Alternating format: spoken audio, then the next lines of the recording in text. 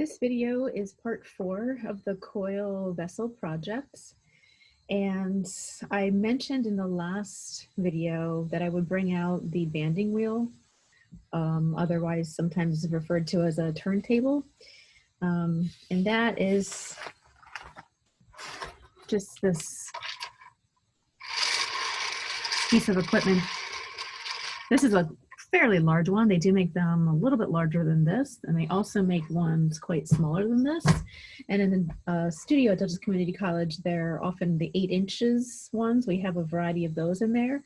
So I just wanted to bring that to your attention, that if we were in the studio, in the classroom working on these vessels, you could borrow them during studio class time and work off of those because they are really great.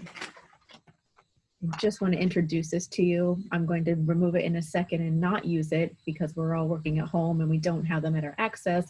But I do want to share with you how great they are because they can slowly turn and turn pretty fast. But they just allow you to really work in a way where you don't have to constantly be turning the piece on newspaper or a wear board or whatever you have to work off of.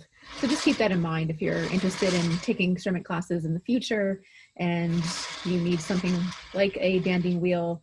They're really great. They do make even higher quality ones that have way better ball bearings on them, called Shimpo. That's the brand, and they really spin for a long time and are very fluid and don't kind of catch, where these a little bit are cheaper. But they still work really great, especially for making large-scale coiled work, sculpture, vessels like we're making, a variety of things. So enough said about that. Let me just put this aside.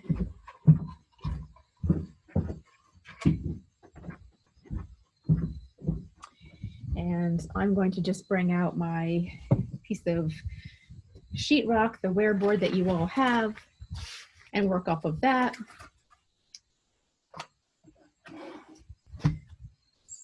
So again, I have kept it on newspaper. My start, it's not really wet newspaper. You don't have to worry about it tearing, although I have sprayed it down with my spray bottle a variety of times. It's been a while since I did the last video, so I just constantly kept checking on it daily, spritzing it down if it needed, and then covering it with plastic really well with 3 layers of plastic. That's what I did, and it works very well. So I'm just going to pick this up and show you. We're at this very beginning. We have the base stage. I have to say, when I pulled out my template, it is certainly not following the template, by no means exact, or even kind of close at this point, but you'll see how to do that in a minute. So I just want to bring to your attention the bottom, the base. This looks pretty good, but you can, now is the time, right? Now is the time to turn it upside down. Take a damp, extremely damp sponge. I cannot stress this enough. If your sponge has there's a lot of water in it and you go to put the piece, it's just going to make the piece really wet and almost too wet to work it at this stage, because this is pretty, it dried a bit, right, since I've last worked it, but I certainly still don't want to be spraying it down at this point or adding a lot of water or slip to it, because it'll just rehydrate it and it'll make it that much more malleable and soft, too soft to work potentially. So in this case, I would just use my metal rib and just kind of hit the bottom. It's fairly clean, it's fairly smooth. Again, you can see it looks pretty good already. I did really wring out my sponge because it looks so good already. I'm just going to soften those edges with my sponge. Just going back and forth a little bit just to smooth those edges now, because as I build up more coils and the vessel gets taller, it's going to be much harder to address the bottom. So that you can see, as well as the sides are all nice and clean. Sometimes students do have the clay like smooshing out and there's a lot of bits of clay particles underneath, and that again is not ideal to have underneath there while you're working. Just take the time now to do it, and it'll save you that much aggravation down, from doing it down the road. So again, put it back on newspaper and we'll begin to form it. Here is our template, right? So to remind everybody, we are trying to attempt to make replicate this vessel form, Islamic form that I found online. And then we have our templates. We did make 2 of them, so it's going to hopefully, so you can pick the piece up and see that it should be jetting in at the bottom and then flaring out. Ours is not really flaring out much, so I'm going to manipulate that outward now to make that go in that direction. The clay is a little stiff, so here's where you really need to be careful not to press too hard because you do not want any cracks. Again, I cannot stress that enough, as if you see any small cracks forming on the rim, meaning that it's the rim here, the top, any cracks forming there, you really want to do a good blend with your fingers or a tool to seal that off and not have that crack potentially expand and get even larger. So as you work, it's very important to kind of be mindful constantly of how dry it is, not getting too dry. And I will pull up what I did before starting this video is I prepped a lot of coils. So I'm going to carefully try to show you. See all those coils in there? It's on plastic, right? So as I work, they're exposed now, but I could simply just take the corners of the plastic and cover it, even grab my water bottle and spray them down, and then they won't dry out. Because I've had that happen to myself many times where I just get so into working, not realizing or not thinking about the prep coils that I spend all that time on. And as I'm working, then I go to grab the coils and they're too dry. And that's just wasted time. You have to do them over again. So constantly be aware, checking in on your coils that if you do prep some, because now you can just build with the extra coils. So I'm going to grab one. You can see they're nice and uniform, right? No end is really thin, thick. It's pretty even. A little windy. I'm going to cover my coils. And then, so you can just, from here on, you want to follow your template, and I will show you how to get our template a little bit, the form to match our template in a bit here. We don't have much to work with and my clay is too dry, otherwise I would kind of flare it out more. But at this stage, I do not want any cracks to happen, so I'm just gonna go ahead and add another coil. And we did, if you remember in the previous video, the very first coil from the base, from the template to the first coil, you slip and score. From here on out, it is not necessary to do that. Some people do. If you really want to, go for it, but you really don't have to. You know, the clay should be wet enough to keep joining, and as long as you keep the rim from drying out too much, and I'll show you how to do that towards the end of this video, but as long as the coils are the same consistency of dryness, I mean, they're nice and soft and able to work and mesh and blend together, the scoring and slip process is not necessary.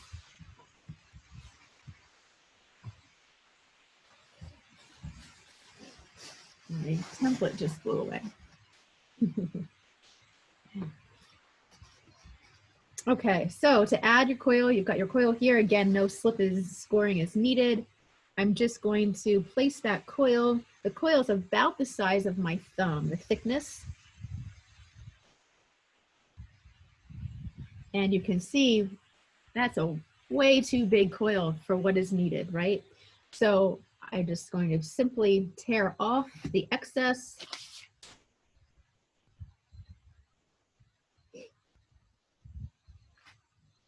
It's nice to have the plastic in the coil bag because the excess coils, I can just, if I need them, I don't have to wedge them up right now. I might need a little piece of a coil in the future.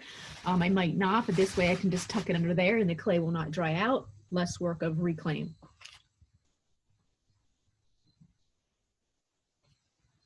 Okay, so I've got that wrapped around. I'm just gonna form it and bring it closer for you all to see.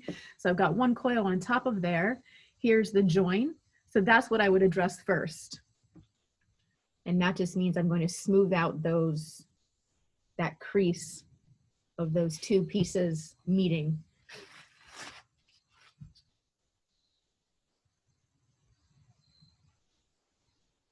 And I just use my fingers. If it helps to use your metal rib, I would avoid using your sponge because you do not want more water on here. The clay should be soft enough wet enough that you do not need to add, a spray bottle, slip. Again, no scoring, just placing that right on top. And then you'll see, I wanted to point out, I did smooth that edge.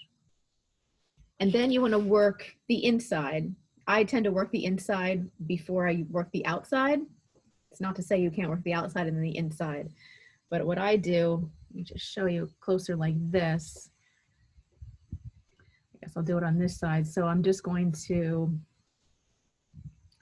smush down. I'm pressing in. Can you all see that inside? I just did 1, 2, 3. I blended the top coil that I just added to the rest of the coil, or I'm sorry, to the rest of the vessel. And I just,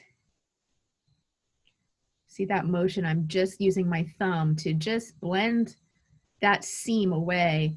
And what I'm doing is I'm just making that clay slide down the side, and it blends it enough to pretty much act like the slip and score method to blend the clay, as well as get some height, right? That's the whole idea of adding these coils, because you're building a structure now. And so do you see that in the inside? It's not true and perfect by no means, but it's a good blending. It's a good, down the seam, it's filling in. And I want to bring to your attention, and hopefully you can see, do you see those little cracks in there? There's a little bit of hairline cracks forming. I do not want to see that. And so how to do away with that is just simply take your finger, your thumb. You could use a tool if that works better for you, but I would just stick with your hands at this point, and you can just blend that and seal that away so you do not see those cracks. Because once again, if you do see them and you keep working and you don't smooth them out, they can just keep stretching and getting larger and larger. And that's something you really want to avoid. So I did all of that to the inside, right? I blended the inside seam. And then I'm going to address the outside seam. And what that looks like is just taking my thumb and doing the same thing I did from the inside all the way around on the outside. It's a little challenging for me to work this way, but I want to do it close enough so you can really see. See, I'm just slowly going around, but I'm taking again that clay from the top and smushing it and blending it. And so it's getting in that line, that seam where the next coil meets. And that is how you can build up and get height from here on out. Right, so I went all the way around. Again, it's not extremely pretty and polished at this point, but you get the idea that that's every coil you add, you want to go and do that to the inside and outside and seal those seams. Keep in mind, I guess it's worth mentioning here too, that there are pieces and artists out there that create work that don't blend the coils, and they just like to see the rings around, and that's fine. But for our purposes, our goal, the project's requirements are to try to build a vessel that's really as uniform, and we don't want to see the coils, right? So we're really trying to seal them off and create a form that just is all one uniform piece without seeing the individual coils. So after you do that, you've got this, and then I'm going to work over here because it is a bit tricky to hold really close at this point. And I'm going to explain how to have it flare out, right? So as I mentioned before, this is not really following the template. We really need a bulb and push out to get this profile. And how we do that is we can start with our fingers and just kind of, instead of doing the coiling, we can almost use, I shouldn't say almost, it's pinching. So just like you did with the botanicals, you learned how to just kind of do pinching. You can kind of go in, with the crab kind of way with the fingers that I often describe to students, is just going in like so, and just, you're almost like pinching, but it's lifting the clay to kind of open it up. And again, you could do it in the opposite, in the inverse way of just making it, in the beginning, the first coil, I, pinched in and brought it more in. I'm doing the opposite now to get it to flare out. However, I'm not using the bottom all the way. right? Because I don't want it to flare out from here down to the base. I only want it to flare out here up, right? We have this foot on the form I chose. It has a foot here and then flares out. So I'm going to be really conscious of where my fingers are to start, just to get it to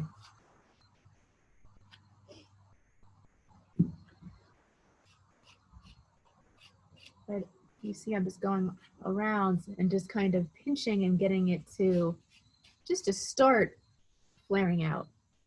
And I'll bring that closer because hopefully you can see just going around a little bit, it is starting, believe it or not, to come out.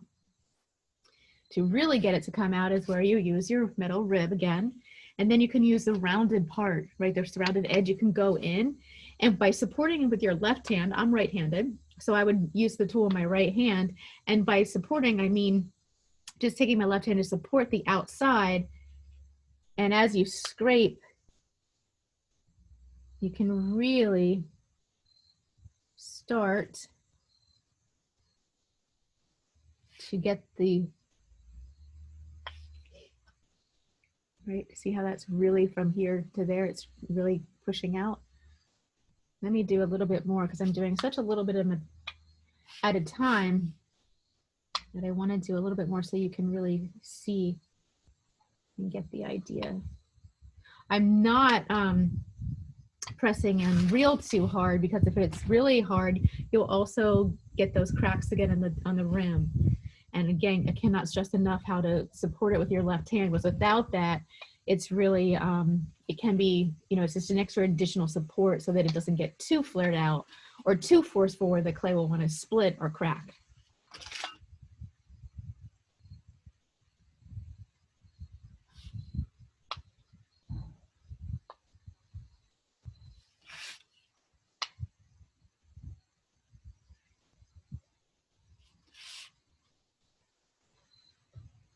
And this also is a way to get in the inside. And I know, you know, we used our fingers to smooth out that coil seam, but now this tool is also compressing the clay particles. So by me going out and back and forth in different directions and around multiple times, think about it, it's also making, it's compressing the clay, right? So it's not only making the piece flare out, but at the same time, it's compressing the clay particles to make it that much more compact so that it helps prevent cracks as well. Okay, so let me just stop there for a bit. You can see how it's now flaring out. We have quite a ways to go for the template. And template is just a guide. You know, we don't have to have it look exactly like the template, but it really is a good, if you start and try to get the template sooner than later, it can be a really wonderful guide as you continue to make. It's also really satisfying too, to be able to have the skills to follow a template instead of just winging it and whatever shape you get, you get. But most importantly, it's a matter of learning the technique of coiling to create a vessel that's able to stand up on its own and not collapse or get cracks in it. And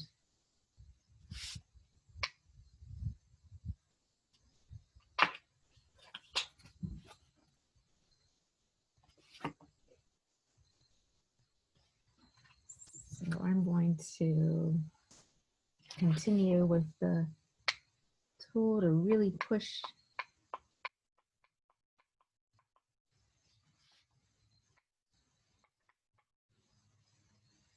And I can't stress enough the importance of just taking your time here. I have a tendency at why I'm demoing for you to just rush it, but I want you to see how much time and patience it does take to get the shape be what you want. As well as the clay now is pretty soft, right? And I did say in a previous video that you can usually add 4 coils at a time in one sitting. I will add 1 more, but probably only 1 more at this stage.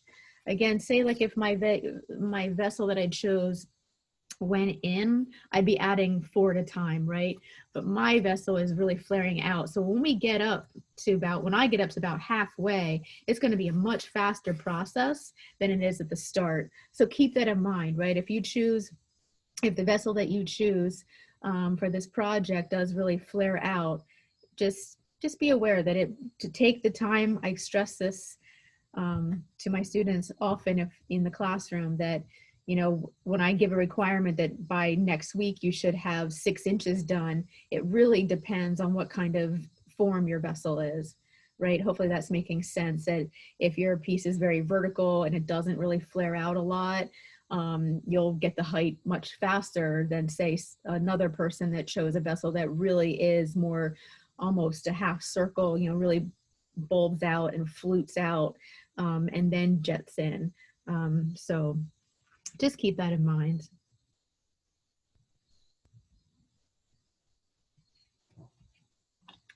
Going to go on the outside a bit now with the metal rib.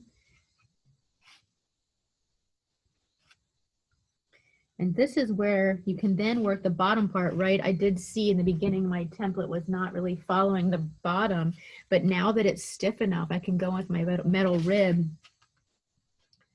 and really apply more pressure than I have up to this point to make that more forcibly want to be the shape. And it is hard to work again because it's only like 2 inches tall and kind of off a bit. But as we work, right, another coil will be able to then really get to this point. So even though it doesn't really flare out and look like the template exactly now, once we add another coil and get taller, it'll be easier to address that and then push it out even more. So let's just grab another coil here. Okay, and rest that up.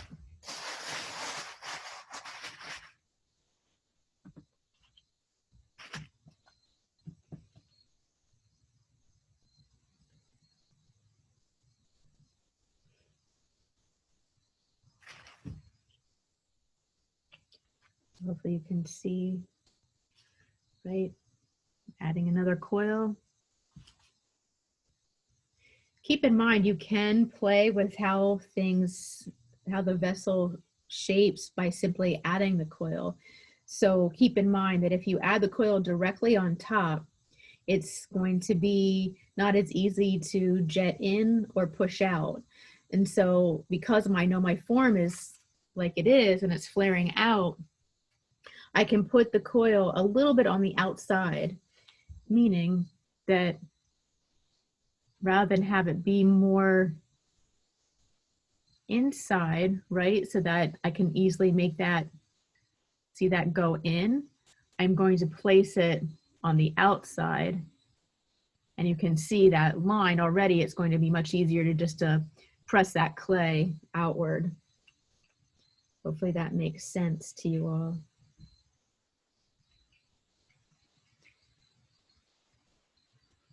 So this is the same process with each additional coil. It's wobbly, right? You can see that it's a little wobbly, but it's not really. I can still pick it up with ease, and I don't think I'm worried about it collapsing. Pay a lot of attention to that.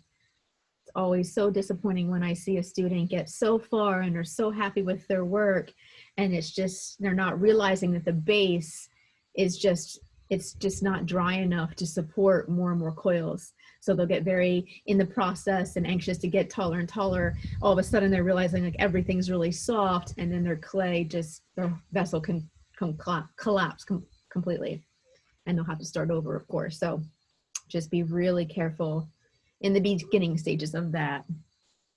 So I've got that next coil in there. Again, there's that seam there that I'm going to have to address. Just smoothing that with my fingers. And pressing those particles of clay, and you have it. And then again, the same process. You're going to go in the inside. See if I can use my left hand.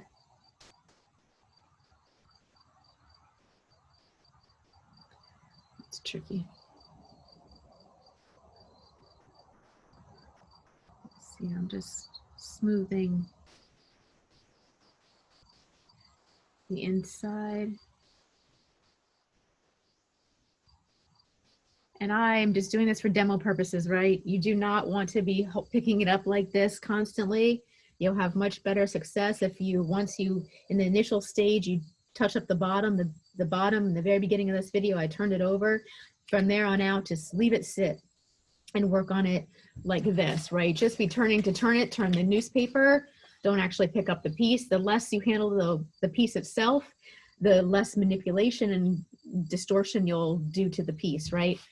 So I was just putting it close to the computer so that you could see in the camera what I was doing.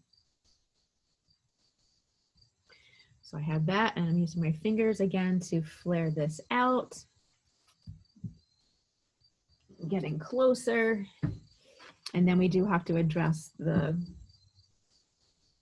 outside coil. I'm just smoothing that down.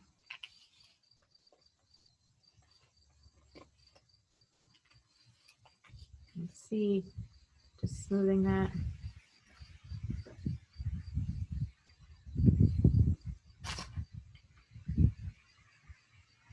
And this, after this coil, because you can see how wobbly it is, I'll be better off if I just work this a bit and then let it dry. So I will take my middle rib, take the rounded part again, and just nice and carefully support with my left hand is there. And I still want to push in from the inside to make it flare out.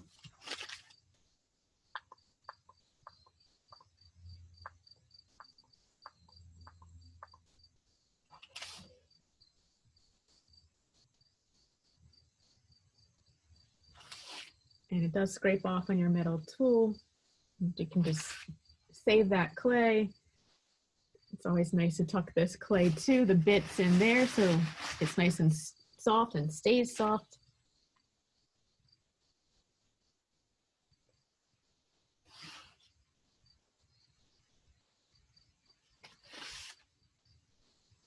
Now it's really, because the clay's so soft and I actually have more to work with now. Now when I use this rib, it's really kind of, it's flaring out much more. I'm just using my fingers, and then also check in with your template and see. I'll bring that closer, but for now I'm going to use the flat edge, this part, and I'm going to go up the side.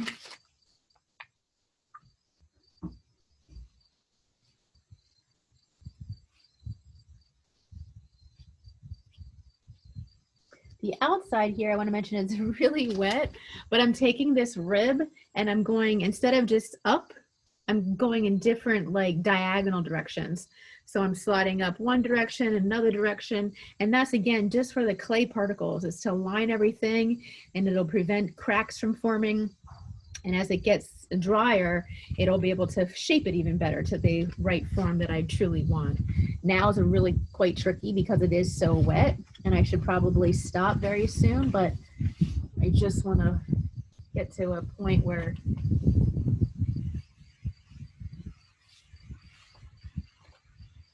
it's a good stopping point. So I'm just smoothing that down with my finger now, and notice I've dropped down with my body to really be able to visually look at it dead on, instead of just not getting down this low to really look at the shape that's forming.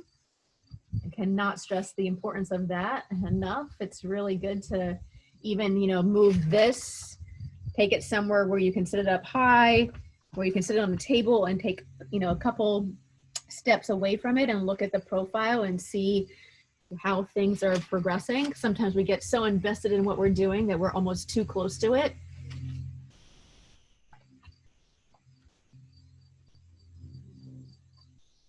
So yeah, you can really see that this is just super wet, but it's okay.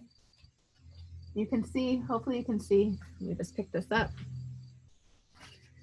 It's really wet, but you can see we're kind of sort of getting that profile. See it stretching out much more when we come back to it after it dries a bit. I'll be able to really show you how to press that out, because it'll be dry enough that when I use the metal rib inside, then it'll flare out and we'll get it to be much more bulb-like bulbous form. That is what we're going for the template. Set that aside. So yeah, I'm going to just sit this out for less than an hour because it is not humid and it's going to dry fairly quickly. Before I do that, I'm not going to just sit it out open like it is, like so. I'm going to grab a piece of plastic and I'm going to tear off a section, and this section will be for the rim. I don't want the rim, which is the top part here, I don't want that to get too dry, right? If I come back and that's not a wet enough consistency to add another coil, that's again too when cracks can happen. So you want to take your piece of plastic, see I just ripped off a section like so, just a small section, and I'm going to drape it across the top, and that is what we refer to as the rim. And that'll keep the rim from getting too dry. So right, I'm going to come back and check this in a half an hour or hour or so, and then I'll proceed. I should be able to, but for now you can see that it's the inside here can get air and start drying out, as well as the outside and the bottom. But we do not want, it's a really important step to do every time you add a last coil and take a break from it. Okay, so it is quite windy, as you can all probably hear and see. So it's going to get some nice air to it. I'll come back and do the next video.